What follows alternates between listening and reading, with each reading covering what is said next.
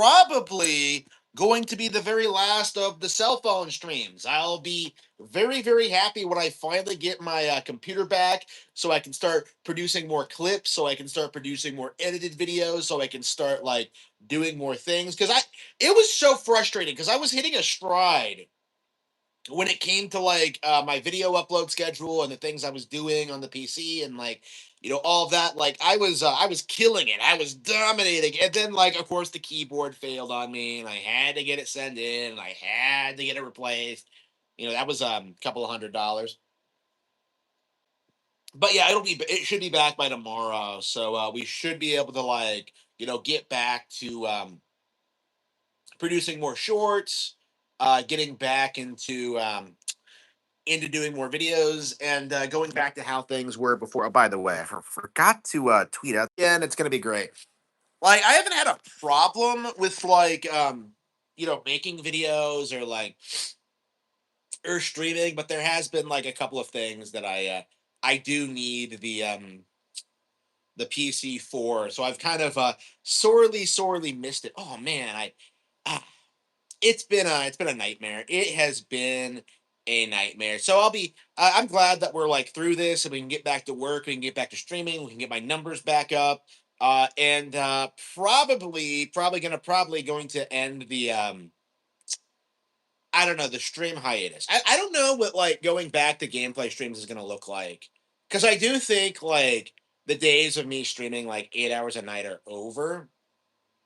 Like it just doesn't seem like that's something that I want to do really. Like for me, there just doesn't seem to be that many games that I want to go back to. Like all the things I really want to play right now are old GameCube games that are going to get re-released on NSO, like old Wii games, old DS games. Like, I want to go back to these games eventually, like 100%. But for me, like it makes sense to do it like as they get re-released on Switch. Like I don't want to mess around with these indie games. I don't want to mess around with these third-party games.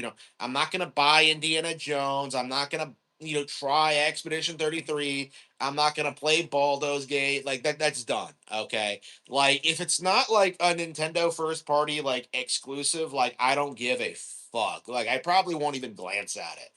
Everyone else right now is like spurging out about mixtape, which I guess is this year's like equivalent of Gone Home. Yeah. Everyone's spurging out about like, oh, it doesn't have any gameplay. So it's The Last of Us then. It's every other like low effort, low budget indie game release ever. Like, what is with all these billionaire nepo babies entering the gaming sphere? Like, I don't get it. Because this was the thing with like Mighty Number Nine and like Dina as well. Is that like Dina was like the daughter of like some like oil tycoon or something, and it's like a repeat of that where like these game journals are just like coming out glazing a nepo baby's pet project. It's like it's disgusting. I was kind of thinking about this, while I was looking at this, like 100% Harmon Smith books are better than that shit. Okay, the things I'm doing with no budget, with no support, with like nobody around, it's higher quality than what these people are producing with mixtape, and that's not really even like really debatable, honestly. Like it's so much like higher value, and it's so much better. Like I was kind of thinking about this when I was like editing the Cattle Have Fangs. Is that like, yeah, it's better than mixtape. Like that's the only like it's better than most of these books that are getting published right now. The problem is that I don't have anyone backing me. That's it. That's the only reason I've been struggling at all is that like nobody has been supporting me in any way, shape, or form. As rough as the cattle have fangs, as much as I wish it was way better, like it's still better than this shit. Like unfucking believable. It's so frustrating seeing like people like this just kind of like coast upward with like no effort put in, with no skill. Like they're not even good. Like okay. So one of the things that bothers me about this, because like that's what the creators will try and tell you is that like it's supposed to be about the story, it's supposed to be about the animation, it's supposed to be about the vibes, man. And the reality is, like, the story isn't good. Like that's just the reality behind like 90% of these of these story driven games, like they're just not that good. And the ones that I do like, the ones that I do enjoy, stuff like Omen Sight, um, stuff like that. Um, they're not the ones that people ever talk about. You know what I mean? Like Omen Sight is like in a lot of ways, it's one of like the most well written games I've ever played in a lot of ways. Like it does so much to like create this weird dark fantasy vibe with like furry animals. It's like some weird mix between like Majora's Mask and Redwall, and it's just so sick. I love everything about the lore and the setting. Well, the ending is kind of anticlimactic, but other than that, like I enjoy like 95% of my like playtime with that game.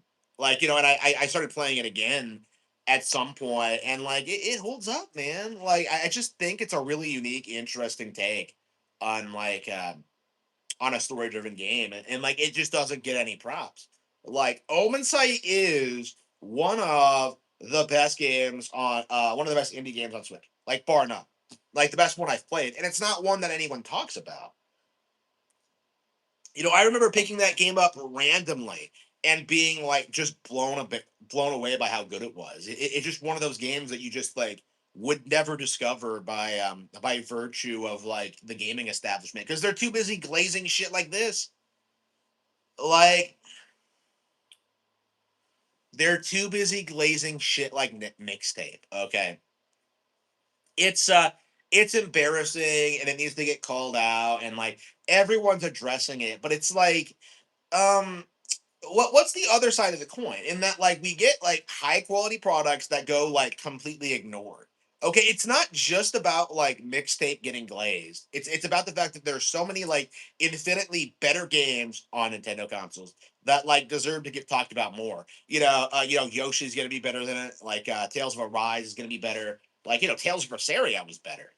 Like again, I just yeah, Arise comes out like what, like 10 days from now? And yeah, Rise comes out 10 days from now, and I have not finished Berseria, and I'm not sure I'll be able to.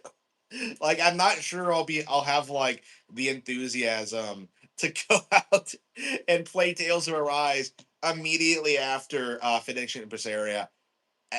I'm just so frustrated. Like, I love Berseria so much, but like, man, I've just been like burned out on RPGs. Like I really want to be done with like all these Tales games.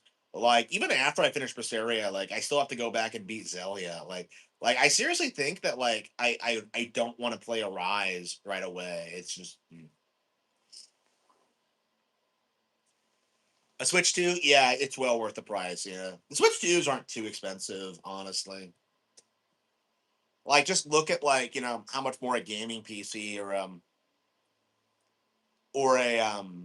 another console costs. Actually, yeah, I paid about like yeah, about $200 for my PC repairs. I had to mail it in, but like yeah, my PC is getting repaired. It's getting sent back to me.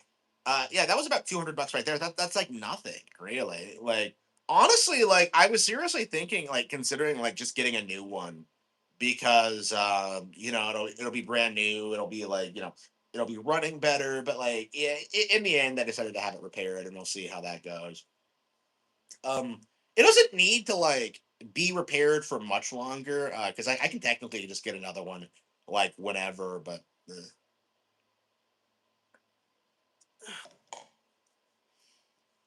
I don't know. I do think that like I don't know. I'm so reluctant to like get rid of things that are like still like functional and still do things and still work and all that. Like for me, I just feel as if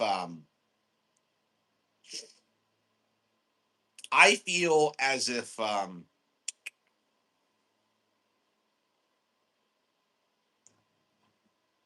like I should just get like the most affordable things that exist and then just like make use of them. It's weird now that I'm in like a higher income bracket.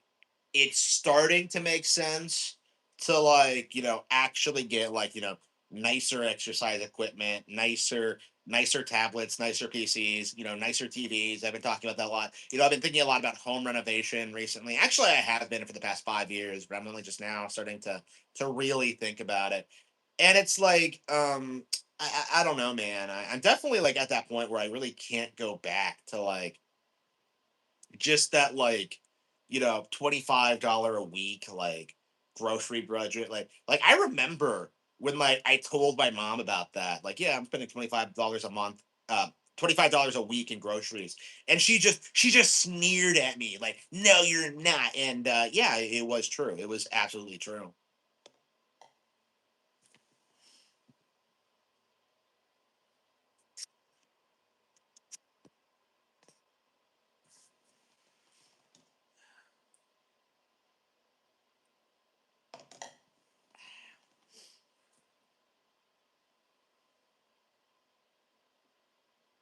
But yeah, like one of the things that I wanted to talk about today was just how the pretendos, how the grifters, all the online weirdos, they keep trying to complain about Nintendo in the most asinine way imaginable. Like I saw the past couple of days they've been spurting out about the stock prices, which I think people are at the point now where they just don't care anymore. Like people think that people are starting to realize that the stock price has nothing to do with the success of the company and it's not even worth bringing up. Like the reason why shareholders are pulling out is because they've realized that they can't control Nintendo. That's it. They can't force Nintendo to do the things that will benefit shareholders and increase their ROI. And so that it's just not a shareholder friendly company. And that's not something you would know unless you have invested in Nintendo like I have. So seeing people like Arlo who don't know the first thing about the stock market, it's embarrassing. It's embarrassing. But the other thing is just seeing people insist that there are no games on this console. Right? That's the other thing that makes me laugh because that we've gotten tons of games this year. We're getting a game a month for the next 3 months, right? We have Yoshi, we have Star Fox, we have actually, yeah. Splatoon and Rhythm Heaven in July, and of course we have other projects Tales of Arise and all that. Like again, there's plenty of stuff to play on this thing. And the entire narrative that this thing is struggling or that it's not going to get software, people are coping honestly because that financial report was very very impressive. You're seeing a lot of people say that oh they had a slow quarter. Yeah, because it was the slow quarter of the year. It's again, this is the same thing that happened with the Switch One, where everyone says the console's failing, it's not taking off, nothing's doing well on it, and then Animal Crossing came out, became the best-selling game on the console, and then all of a sudden the narrative shifted to oh yeah, the Switch Two is old, it's busted, it's on the way out. We have to break the cycle, honestly. That's kind of the goal this console generation is just to kind of break the cycle, honestly. I'm so sick and tired of people who don't know what they're talking about complaining about these games. I actually will be clipping this. Alexa, remind me to clip Angry Joe's Star Fox rant. Alexa, remind me to clip Angry Joe's Star Fox rant. One moment. When would you like to be reminded? Tomorrow, 10 p.m. I'll remind you tomorrow at 10 p.m. Okay. Yeah. So I'm actually watching Angry Joe's Star Fox rant. Right. Alexa, stop. So I'm actually watching Angry Joe's Star Fox rant, right? And it's this really weird ranting and raving because they didn't give it its own video. They do that thing they do where they're on the newscast. They're talking about a current event.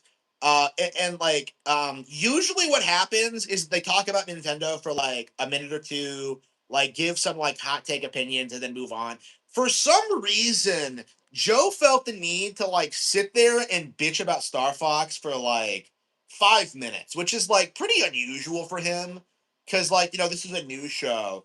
and like they're supposed to go through like the articles as quickly as possible. But like Joe was like sitting there bitching about like the designs, about like uh the Mario Galaxy movie, like it was all sorts of things, and then he like segues into bitching about how it's a remake, and he said something that like just blew my mind, but like really does need to get called out. He was he was bitching about the remake, but he admitted that he had never finished the original Star Fox. So he's bitching about a remake for a game he's never played. Like that doesn't make any fucking sense. Especially coming from someone who like he's a huge shill for like the Resident Evil remakes. Like this fucker is gonna come out and spurg out about Star Fox 64 being remade when he never actually fucking played it. It's like it doesn't make any sense. Like it does not make any sense. Like again, I was kind of iffy about them remaking Star Fox 64 again, like initially, but like what you understand from my perspective is that like I played 64 to death. I've been anxious for like a sequel to Zero. I wanted like a real like fully fledged like new entry. Um like the new one is like made for new fans, okay? People who never played 64. And like I understand that that's like the right direction to take with it. I understand that like, after what happened with Zero, it's kind of necessary, but like um it's not what I wanted personally, but like, that was me being like a turbo autistic like fan. Like Joe is gonna come out here and bitch about the game being a remake, even though he's never played it. And then he's gonna turn around and try and tell people that like the Switch 2 has no games. It's like, what are you talking about? What are you talking about? Yeah, is no, this is peppermint tea. Yeah. So I've been making yeah, I got a new kettle. So I've been boiling tea in it, and it's just been like it has been fantastic. Best tea I've ever had, because like it's a smart kettle, so you can like set the temperature, and of course like different teas are like best at different temperatures. So like it's taken the guesswork out of it for me, and I've noticed that like the quality of like all my blends is just like it's just increased exponentially, and I'm so ecstatic about it. I'm so enthusiastic. Definitely going to be experimenting with more flavors. Usually I drink tea for like health purposes, but like lately I've been kind of thinking about like experimenting more with different ones. But yeah, we'll have to see about that. We'll have to see about that. What episode number? I've lost count. Like it doesn't matter. Like it's just a daily podcast. A very successful daily podcast too. Yeah, I've been seeing like yeah, the numbers aren't quite where I need to be yet, but like the plus side is that like I'm consistently getting new subs through it. So I think just like streaming regularly, like every day, talking about like the daily subjects, interacting live with people. It's been like really beneficial to the channel, I think. So hopefully I'll be able to like keep up the momentum going forward. I just don't really see a point in like going back to like the gameplay live streams, because it's like you're just like people don't really talk about this, but it feels like the gameplay live stream thing has like completely collapsed. Like nobody's really interested in watching you play video games unless you're like a speedrunner or you're a competitor, like in like an esport or something. Like it feels like the days of like DSP just like fumbling his way through Dark Souls are like they're like long gone. And I feel like people don't really talk about that, but it just feels like the whole fad is just kind of collapsed. Like the whole like friendship simulator thing, the whole like having celeb things. It just doesn't feel like it's quite like it used to be. Like I wouldn't even call him a casual fan. Like Joe is just not a fan of Nintendo in like period, and like doesn't even pretend to be, and yet like he just comes up with like these insane takes, like in regards to like I don't know anybody else in the community who like copes about the company as much as he does. Like I really don't. Like he just says the most like out of pocket left field things sometimes. Like I remember when Tears of the Kingdom came out, and he tried to do this thing where he was like, "Oh, I'm not gonna play it because like it's exactly the same as Breath of the Wild." Like, first of all, that's not true, and second of all, he went ahead and like gave a lot of support for like God of War Ragnarok and stuff like that. Like to me, what I think is actually happening is that like Sony and like the third parties give him a lot of free stuff and a lot of support and like pay him to promote their content, and like Nintendo just doesn't, because like it doesn't make any sense for him to like spurg out about Nintendo the way he does.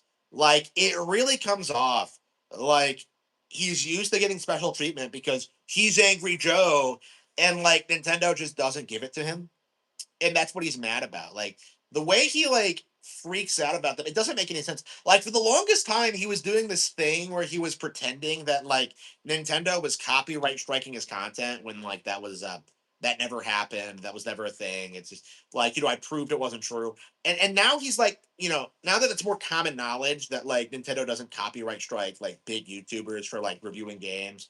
Like now they just kind of like do this thing where they just kind of like shit on them relentlessly for like no reason. It doesn't make any sense. Like Joe doesn't even own a Switch 2. That's how like out of touch he is.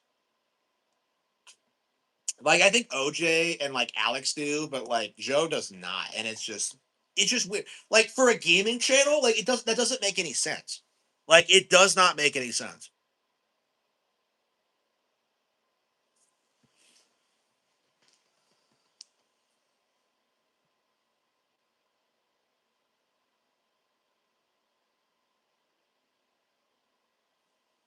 Yeah, like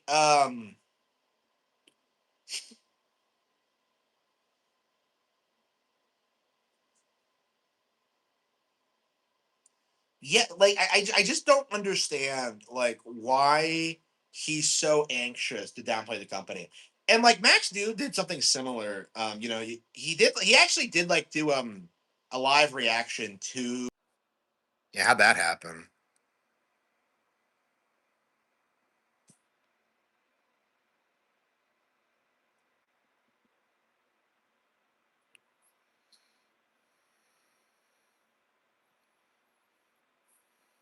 Yeah, did the stream die?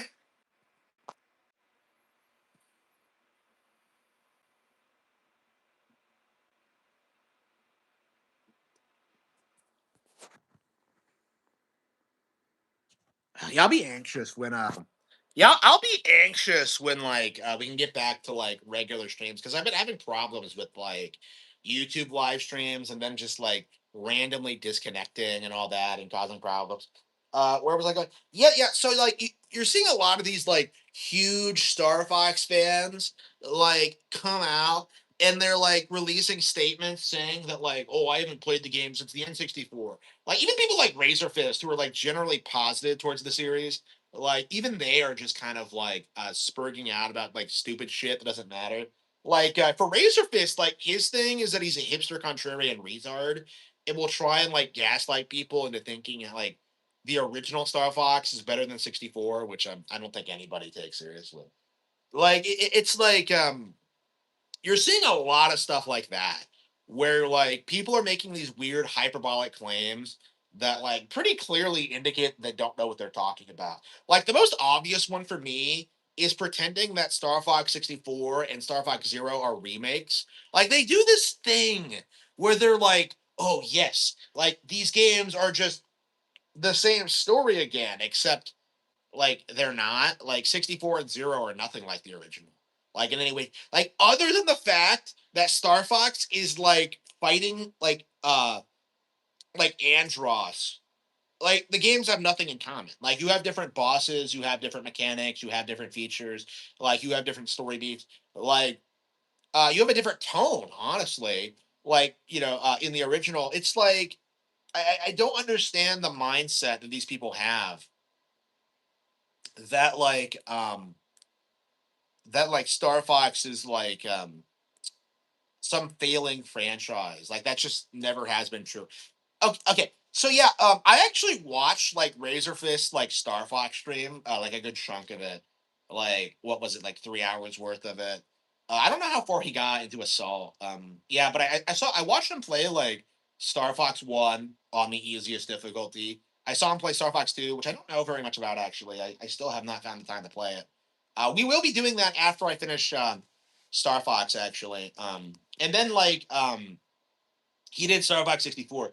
And like I noticed like playing 64 that like he doesn't know like basic things about the game. He forgot how to trigger like the waterfall path and he forgot how to like where the switch was on Macbeth. Like he claims he hasn't played the game since like 2011, but I'm just kind of like, oh, I don't know, man.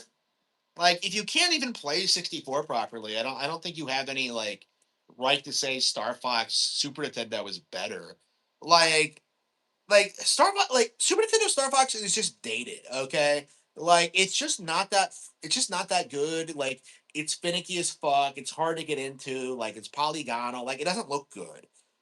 Like why exactly would you support the original Star Fox other than like out of like a sense of nostalgia?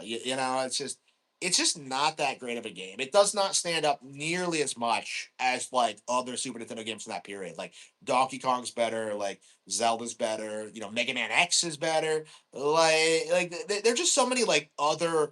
I'm not even sure I would put like Star Fox in like the top 20 Super Nintendo games anymore. Like I don't know if anybody does. Honestly, you hardly see anybody bring it up, and it's so interesting because like Star Fox at the time was like this like technical marvel. Okay, like in a lot of ways, it really was the closest thing like Nintendo ever got to like graphics faggotry. Like I know some people like got really fired up about the way Ocarina of Time looked, but like for the most part, like Star Fox was just like the cutting edge, fully 3D, like Super Nintendo game, which was a big deal at the time. So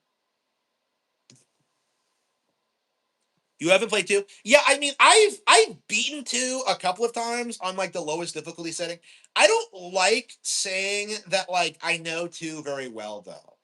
Because like it's only been a couple of times and like every time I go back to it I just don't get into it and I just feel like I don't understand the game very well and it's just one of those cases where I'm just kind of like um I just don't feel it honestly. Like I don't know what to say about it honestly. Like I think the last time I played it I just like gave up because I just wasn't having fun. And I'm gonna go back and give it another shot, but like like again I just have not like spent a lot of time with it, so I don't really have an opinion.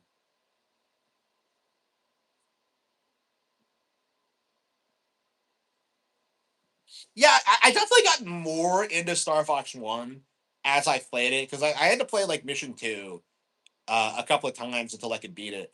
And like, yeah, I saw myself like getting better at the game as I played it because I kept dying and getting game overs. Like, I don't like how long the levels are. Like, one of the things I was doing to get through it was that I was like pausing the game and like taking breaks like after every stage because like I just get worn out from it. Like I don't like looking at the game. I don't like the controls. Like I'm just mashing the shoot button all the time.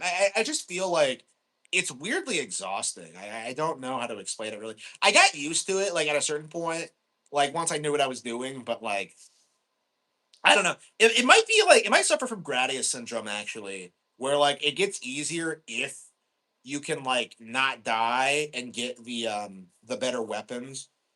Like because I did notice that like it got a little bit less obnoxious when you could do that. But like I kept having these problems where like I couldn't figure out how to like deal with like the rock crusher because like I kept trying to boost to get out of the way and that didn't work. And then like I tried braking and that didn't work. Like eventually I figured out you have to brake at like the exact right time. Like right when it's like starting to close. Otherwise it won't work. And I'm just like, that's a little bit too first of all, that's too precise. And second of all, that doesn't make any sense. Cause like I already tried braking. I already tried getting out of the way. Like, shouldn't there be like other ways to get out of the way? Like, can I just swerve? Like, can I go to the side? Like, no. Like, you have to brake in the most like overly precise way, and it doesn't make any sense. Like, it just doesn't make any sense. Like things like that just kill it for me. Like, it's just not fun to play the first couple of playthroughs. I've gotten more into it, but like, I like it way more than I ever have previously. But like, it's definitely not like I don't know. I'll never like it more than 64. Like that's just not gonna happen. So like, what I'm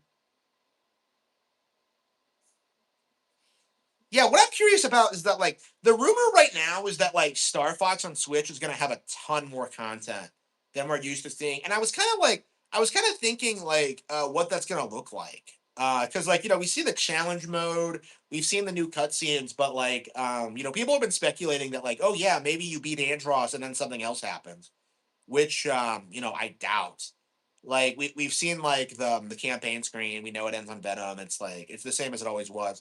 Like what is what people did this with Zero came out too? Is that like, oh, they're gonna replace Andros? Like what is with this obsession with thinking Andros is like a played out villain? Like Andros is fucking awesome. He's like one of the iconic Nintendo enemies for me, and yet like has anyone else noticed there's no demand for like Andros to be in Smash Bros? Like, for my money, like I think he's the next logical step forward.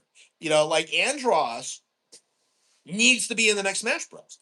Like he's the iconic Star Fox villain. Like the fact that we got Wolf instead is like, well, it makes sense. Wolf is like, more similar to Fox. Like I don't know. Andros, like I think traditionally would just have been kind of harder to do, but like I like him quite a bit more than like Ridley. Like I don't understand why people have this mentality that like the plot and the antagonist of Star Fox is played out. That doesn't make any sense. Like it does not make any sense at all.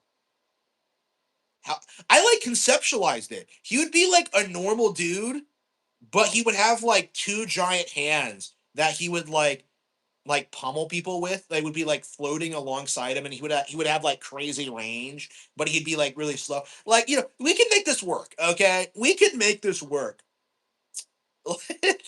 Sakurai can make it work. Like, but yeah, that's my point. Like Andros is fucking awesome.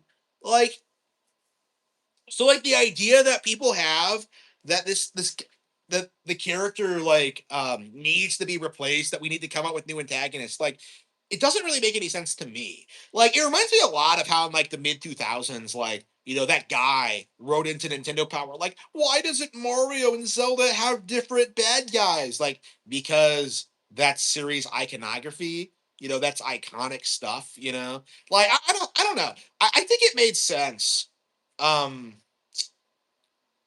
to not have like Ganondorf be the antagonist in like Skyward Sword. Like I don't know. They definitely like leaned into it a little bit like after that, after Twilight Princess, because the ending was so badly received. Like, oh, Ganondorf comes out of nowhere.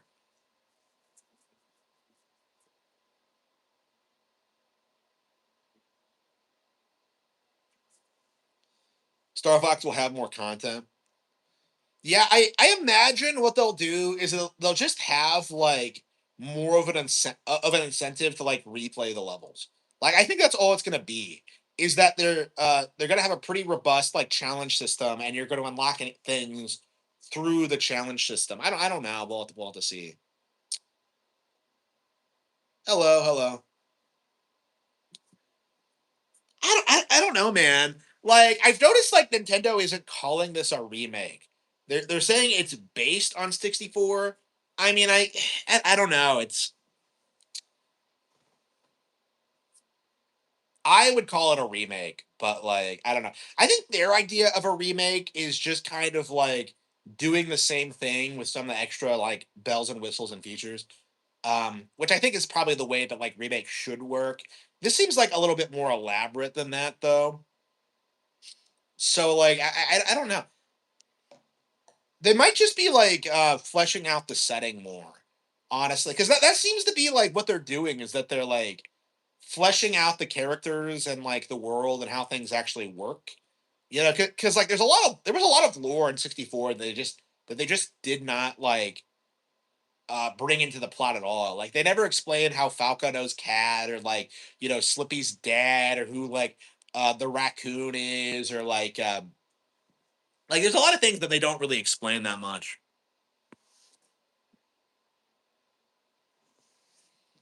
Yeah, Zero was not a remake. Yeah. Yeah, this is how you know someone is like a pleb and doesn't know what he's talking about. Is like when they try and tell you that Zero is a remake. Cause like that was like one of the things that like immediately came out in the community, is that like they're doing another Star Fox remake, but Zero was a remake too. Like Zero isn't a fucking remake. Like I don't understand why this like became such a meme in the community. Like so many people genuinely seem to believe that like Zero was a remake of like 64. It's just like it doesn't make any sense. Like I don't understand how anybody would think that. Like even if you didn't play it, like it doesn't resemble 64 at all. Is the Zelda remake real? I don't think so.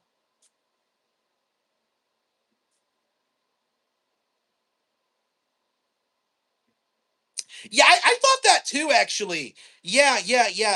So that's actually an aspect of this that like a lot of people aren't talking about is that like they are now actively taking steps to move away from like the furry audience. Okay, so none of these Crystal Coomers, Crystal's not even in the fucking game. We're gonna make Cat look like a crack addict, and we're gonna make the characters look like actual animals. Okay, no furries allowed.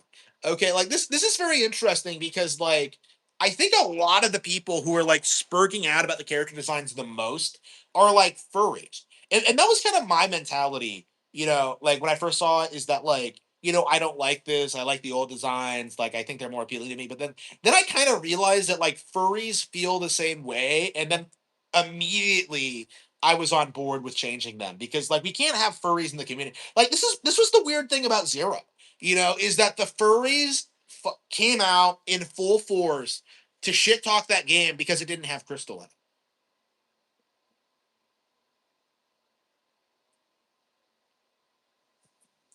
Pikmin 1 and 2. Well, Pikmin has like stayed very relevant in spite of being heavily downplayed. So like, growing up, everyone like, downplayed Pikmin, nobody cared about it. Everyone agreed it would be like it would never be on par with like other Nintendo IPs. And now it's like it's become a way bigger deal, honestly. Pikmin 4 is the best-selling title in the series now. So yeah, Pikmin's like taken off and it's become successful at this stage. It just took 25 years.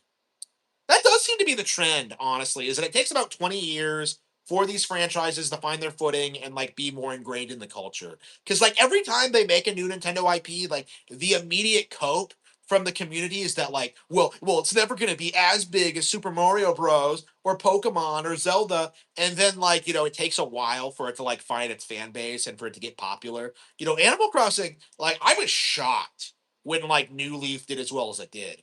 Because like I remember growing up and like nobody cared about Animal Crossing, but that yeah, it was super popular with girls and it was like really popular like with older people and it just blew up, right? Like it takes people don't realize this, but it takes a long time for people to discover things like this. Okay, like I've seen people say this about streaming shows too, is that like shows are canceled too early before they can find their audience, and like people don't watch them if they like end on cliffhangers or something like that. Like we're seeing like the opposite happen with Nintendo, where they keep sticking with these franchise and they slowly start developing audiences. Like we've seen this happen with Fire Emblem, we've seen this happen with Splatoon, we've seen this happen with everything. Like yeah, so Pikmin 1 and 2 has like blown up in relevancy. Bayonetta, I'm not sure about Bayonetta. Like it feels like after the Bayonetta thing, the series is only known for controversy because like after it became Nintendo exclusive, what happened is that game journos they were willing to glaze the game when they thought it was a lesbian power fantasy. So that's what happened with 2 specifically, is that game journos had like got developed this idea that like Bayonetta and Jean were gay and that like 2 was like some lesbian love story, and so they gave it glowing reviews for that reason. And once 3 like established that that wasn't the case at all and that it was all just like completely fan fiction like retardation, like they immediately turned on it and now like nobody cares about Bayonetta. Okay, like again, again, what do people remember about Bayonetta these days? They don't remember the original. They don't remember like 2's Wii U exclusivity. Like they remember the whole like controversy about Bayonetta being based. And again, I think long term, Bayonetta is going to be seen as like, for me, like kind of like the turning point in the culture war where people are like learning to like reject lesbianism and not fetishize it and like kind of embrace like traditional wholesome values, but like we're still in that phase where a lot of people feel otherwise, and it's really causing problems. Like I love all their copes that they've come up with over the years. They've tried to tell people that like they would be gay in other universes, or if it was just like Kamiya said this in some Japanese interview that wasn't translated. Like they do this thing where they make things up, but we're at the point now, like because of like Twitter translate, and like that's no longer possible. And now you have situations where Kamiya's coming out and personally shitting on people who are pushing this nonsense. So it's great. I have seen a lot of people buying Pikmin 4. Yeah, I've bought Pikmin 4 as a gift. Yeah. What I think of Sega, nothing. They're irrelevant. Nolan burst all of his credibility. Yeah,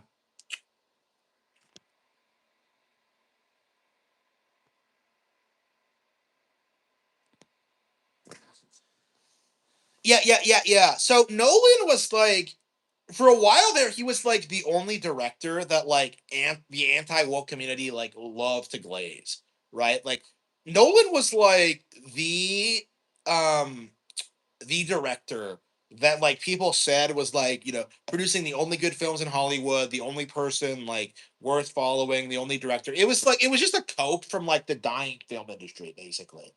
Because like I imagine, like because I know this is true about Batman, and I'm sure it's true about Inception and about everything else as well. Like all of his projects have these weird, like subversive, like woke edges to them.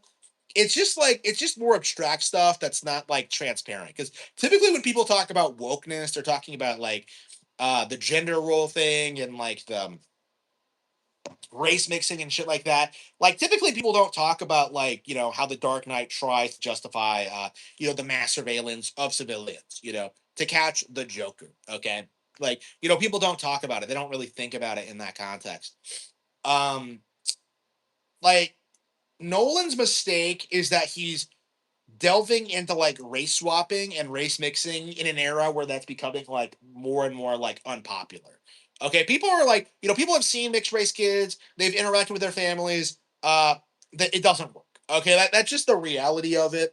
Like it does not fucking work, and that's going to become more and more apparent over time.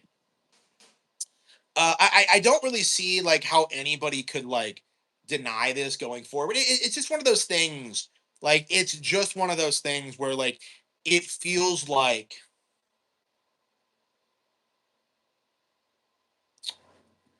the entire like cope regarding like immigration, about race mixing, about diversity, it's just not really a thing anymore. Like it feels like more and more people are like waking up to like the reality of the situation. And like a big part of it is because like they're just not seeing any direct benefit. Like there's no benefit to like race mixing, there's no benefit to like sacrificing yourself for other people, there's no benefit to like any of this. Like uh, and it's becoming more mainstream. Yeah,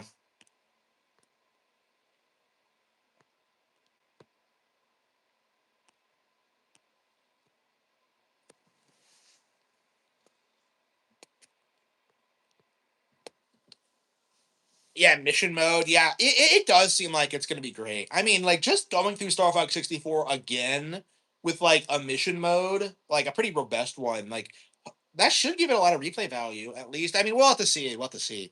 Like I'm worried that they might like the game itself might feel kind of off, because I was watching the trailer today, and like he was like shooting down like those skiing things in Corneria, and I felt like those water skiing things in Corneria, and it just felt like it like blew up. It just didn't feel like super well animated to me.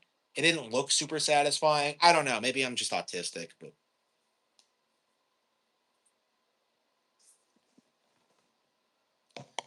but yeah, like it feels like I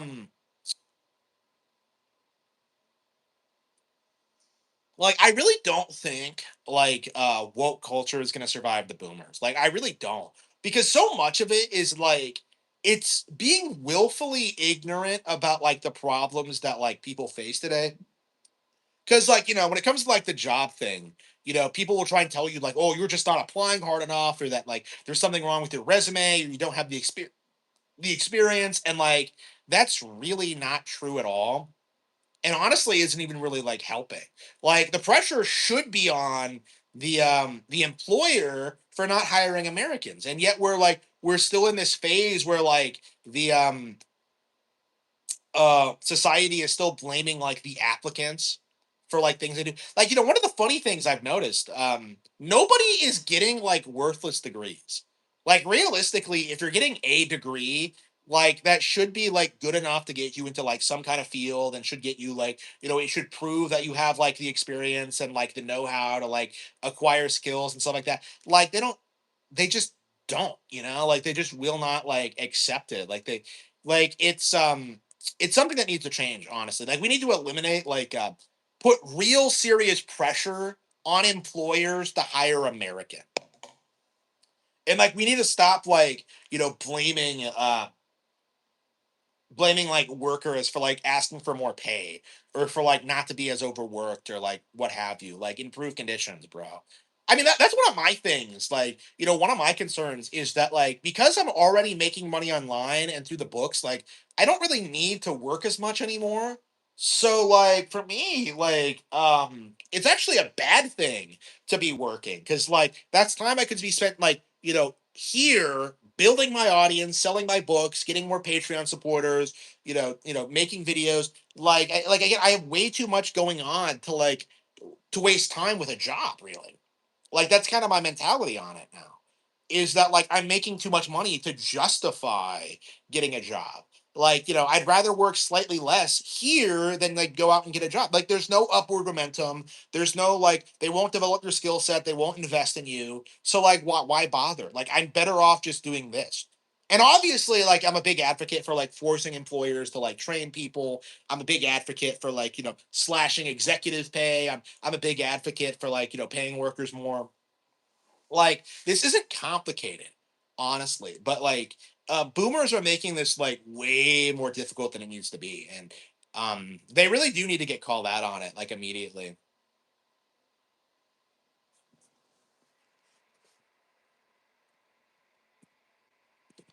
With a ridiculously low salary. Yeah, yeah, yeah.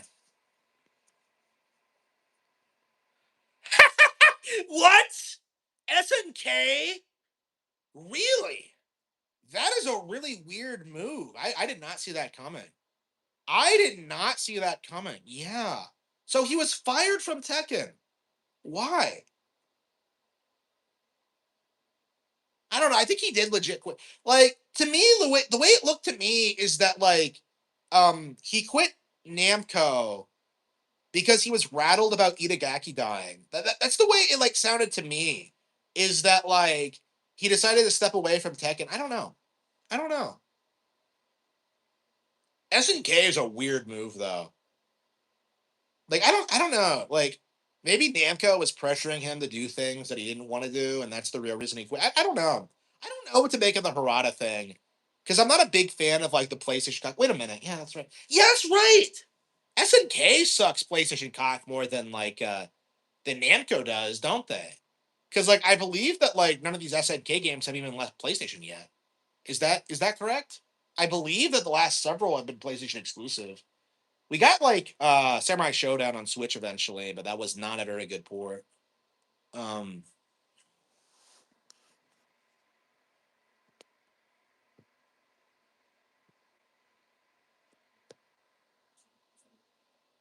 Bring in more soccer players. Yeah, yeah. I'm curious what he's gonna do with SNK. Like, I would love to see SNK like make a comeback, because I've been a big advocate for them, but like, it just feels like it's not gonna happen. Like, honestly, like it just feels like they're gonna have the same problems that like Namco and Capcom have had, where they just cocksuck like PlayStation and esports, and don't really make like fighting games that anybody actually wants to play.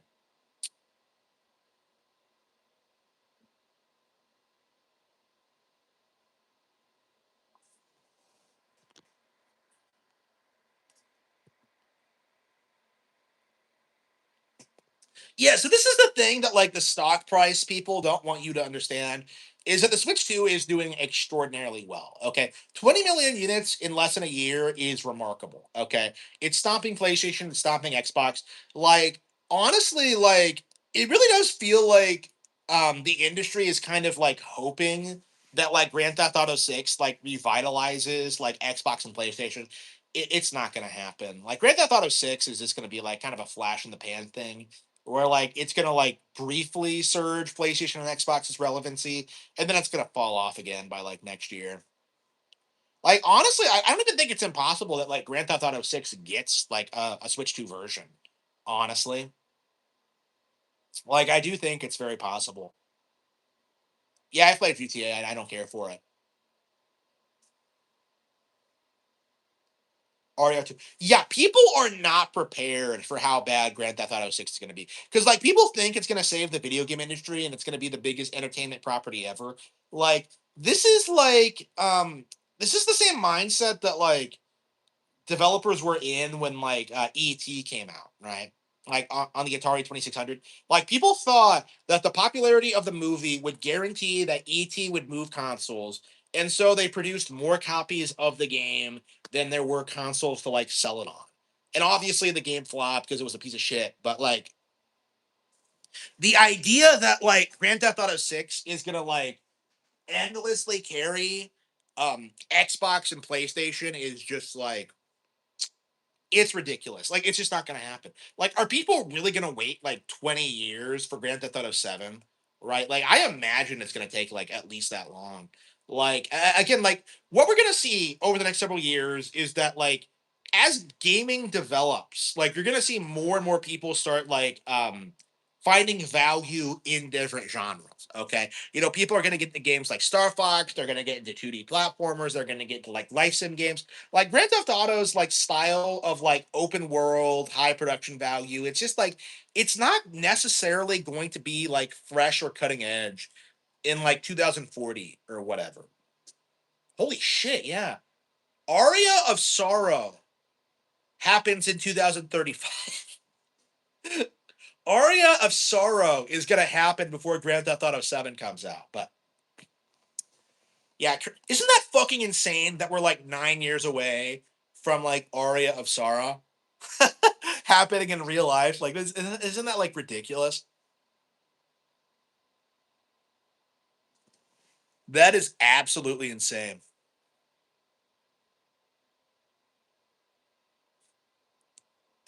Yeah, I'm not an expert on Harada, so I don't like commenting on anything Harada's done other than like Tekken 8 failed obviously, and I don't like how he doesn't support Nintendo consoles. I don't know. I mean, he produced Broken Tournament. That was pretty based. Project Treasure. Like, I don't know. Like, in a lot of ways, it felt like in the Wii U era, he was actually one of the more supportive third party devs. We got Tekken Tag Tournament 2, we got Pokken, it's like we got Project Treasure. It's like, I don't know. It felt like he was putting out games on the console.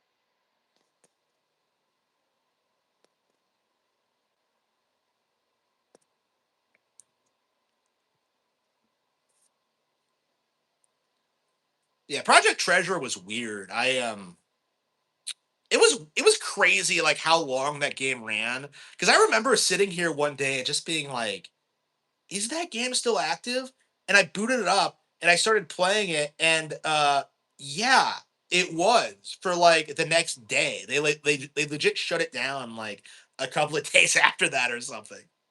Like I'm surprised it didn't like get ported to Switch or anything. I don't understand anything about the history of that one. Um and I don't think it's ever gonna get re-released. It's been that is like a Wii U exclusive that's been for completely forgotten. Like completely forgotten.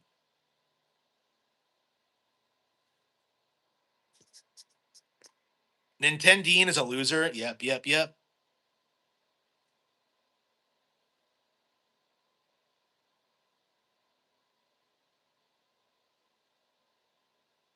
Yeah, so Nintendine is okay. I can't get caught up on all these statements. Sorry. Yeah, Baldur's Gate Expedition 33. Yes. Okay. So this is actually the interesting thing about mixtape that like I really need to talk about. Actually, this needs to be a video topic.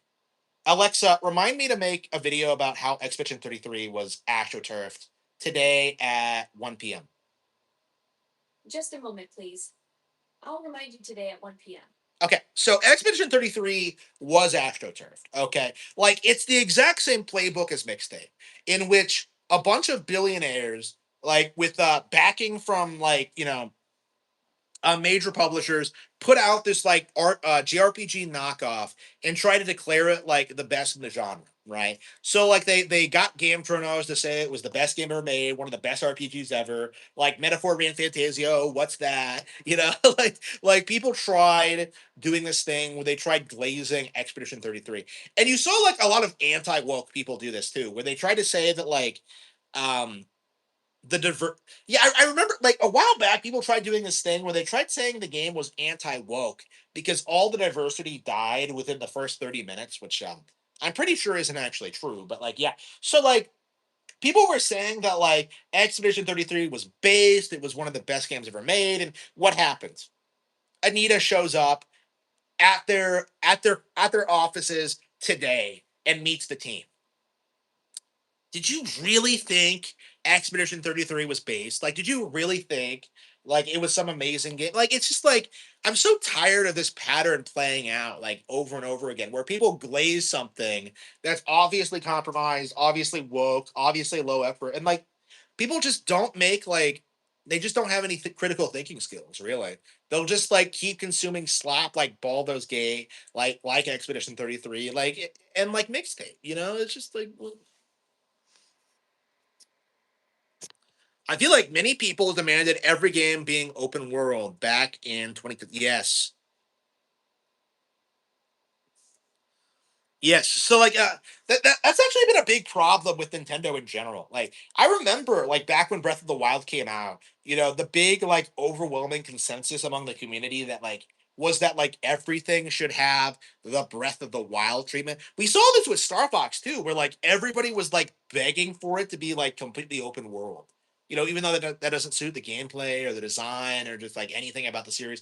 Like, yeah, make it open world just because open world, like again, open world does not make games better. Is something that we do have to like address, and it's a major reason why Grand Theft Auto 6 is going to be underwhelming to anybody that plays more than like one game a year. Strauss Zelnick is afraid of releasing Grand Theft Auto 6 because he knows it sucks ass. Yes. Okay. Yeah. So I imagine that like Rockstar knows that like the game isn't going to live up to the hype. It's going to be massively disappointing, and it's going to take a long time to produce another one.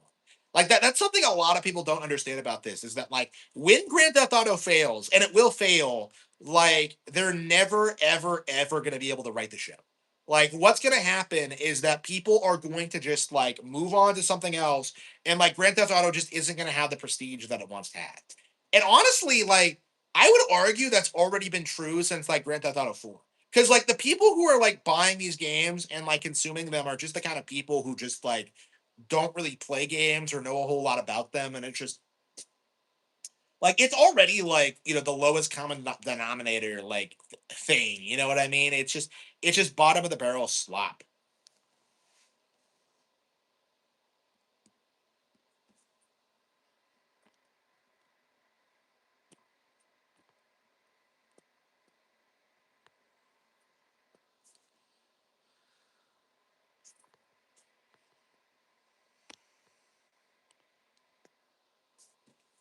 Yeah, I didn't actually bother looking at Expedition 33 at all, so I don't actually know what happens in it. Like, I think I maybe watched like some clips of it like off Twitter or whatever, but like yeah, Expedition 33 does not look impressive. Like, from what I understand, they just ripped off the combat for Mario and Luigi, and like, people thought that was like cool or innovative. Like it was just really weird. And like all the things I've seen since of like people trying to say the game is secretly anti-woke, I just don't believe it. Like, just look at the lead actress. Like, just look at that what that whore does. Like, it's like, yeah. Holy shit, I don't remember her name. Mission accomplished. I genuinely do not remember her name. Wow. And they were trying to push her pretty hard for a bit there. Uh Banjo Kazooie was better than Mario 64. Um, I would say it is actually. I don't know. I really love Banjo. Like Banjo is just like it really is like a product of its time, and it like there's some things that are irritating about it, but I think as a whole, like I just feel like the level design is tighter. I feel like it has better level themes. Like you can't do as much as Banjo, but I would argue that's what kind of gives it its charm, honestly. Like I would say Banjo Kazooie is one of the best 3D collectathons ever made. Yeah. Like you actually have to collect things in Banjo. Like in 64, it feels more like you're going through like generic like platforming sections to like get a star at the end, as opposed to like, you know, actually collecting things like in Banjo Kazooie.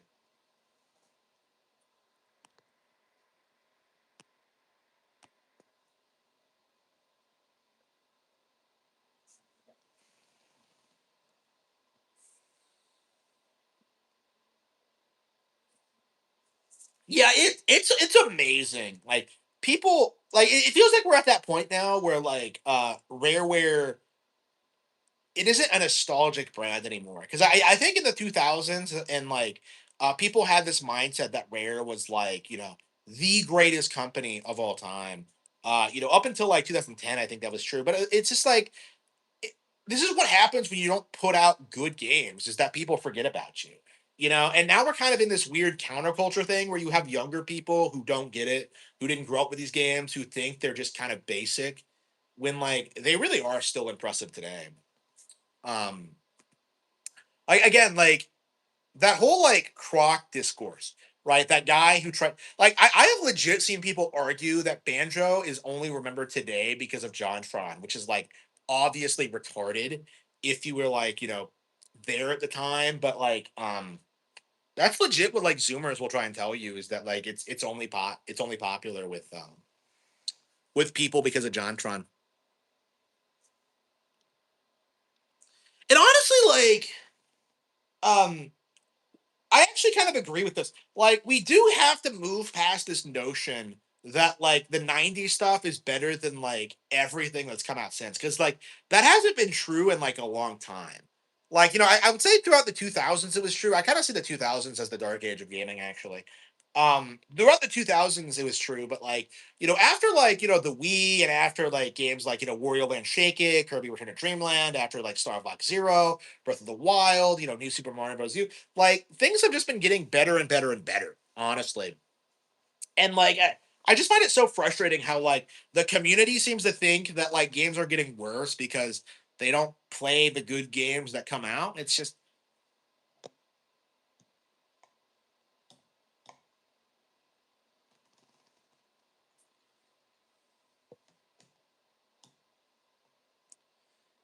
yeah, not even for Fortnite. It was just for Minecraft. Yeah, Fortnite was only relevant. Minecraft was only PC was only relevant because of Minecraft.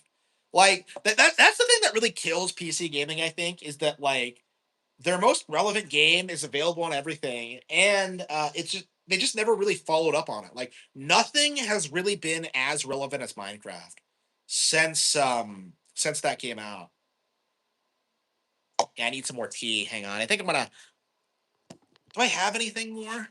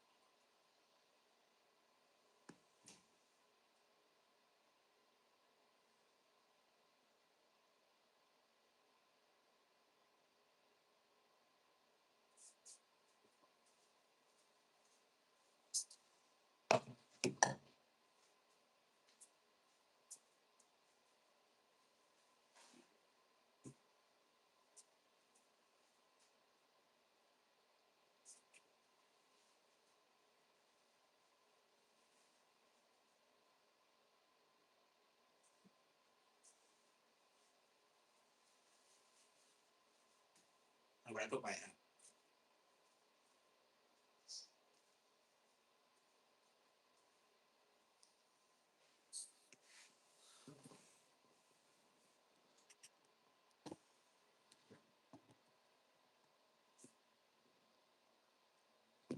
Microsoft destroyed Rare. I think Microsoft Rare destroyed themselves, honestly, because they sold themselves out. Like Microsoft didn't buy them; they put them out, put themselves up for sale, and then like Microsoft acquired them. So like Rare fucked themselves over, honestly. Like if they actually cared about the future of the company and the brand, they would have sold straight to Nintendo without like putting themselves out in the market. So that they just fucked themselves over.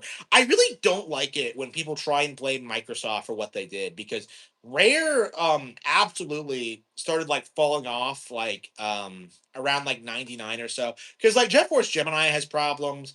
You know, Perfect Dark had the problem. It required the expansion pack pretty much.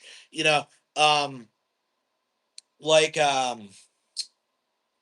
Conquer wasn't that good. Like the decline was already there in like the late '90s, and yet it just wasn't really apparent at the time. People always blame Star Fox Adventures on Nintendo and not on Rare. So like I think the simple fact of the matter is that like Nintendo kept putting out bangers throughout the 2000s while like Rareware didn't do shit. Rareware, like, who do you know who gives a shit about like Grab by the Ghoulies or like Cameo or like any of that shit?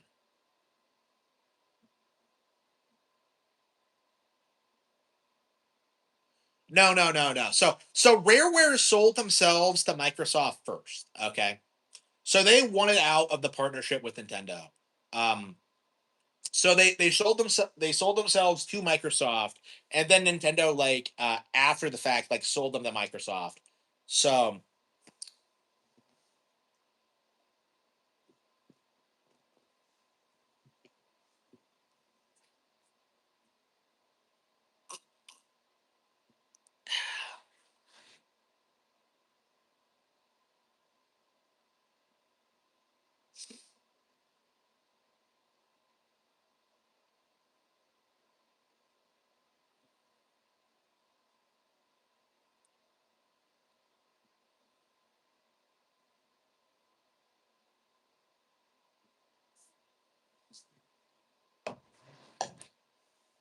hmm. Yeah, should we end the stream now? I don't know if I have anything really I want to talk about. Yeah, I think I'm gonna end the stream now. I think I'm gonna record some YouTube videos and we'll get them up today. So yeah, thank you all for your support. Be sure to subscribe. Be sure to like the video. Be sure to like support the Patreon. Be sure to like do anything you possibly can to support me. And I will see you all. I will see you all tomorrow. Thank you.